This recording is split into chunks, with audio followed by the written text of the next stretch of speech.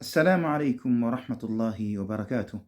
الحمد لله رب العالمين، والصلاة والسلام على المبعوث رحمة للعالمين، أما بعد.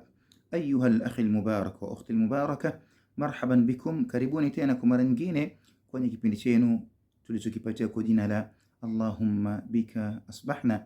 Ewe Mola, kupitia idhini yako tumeikuta siku nyingine mpya.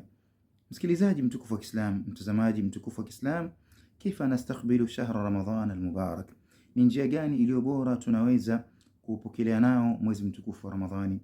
Wallah, ni suala ambalo kwamba ni adhim, ni suala ambalo kwamba ni zuri kabisa, ni uzuri ulioje tuziulize nafsi zetu kabla hatujafikiwa na mwezi mtukufu wa Ramadhani. Je, ni njia gani zilizo bora tunaweza kuupokelea nao mwezi wa Ramadhani? Hakikatan kuna khatawati kadha wa kadha. Khatwa ya kwanza kabisa ni shukru Allah subhanahu wa ta'ala annahu subhana ballaghaka fi Ramadhan, ni kumshukuru Mwenyezi Mungu subhanahu wa ta'ala kwa kuwa amekufikisha katika mwezi wa Ramadhani kwenye muda ambao wenzako hawakupata mwezi wa Ramadhani. Na Allah asema la in shakartum la azidannakum, mtakapokunishukuru basi nitawazidishia. Jambo lingine, kumwahidi Mwenyezi Mungu subhanahu wa ta'ala ya kuwa utajitahidi katika taa ya Mwenyezi Mungu subhanahu wa ta'ala, na fursa hii ambayo kwamba aliyokutunuku ya Ramadhani utaitumilia kwa njia ambayo kwamba yenye kumfurahisha na yenye kumridhisha Allah subhanahu wa ta'ala. Wallah.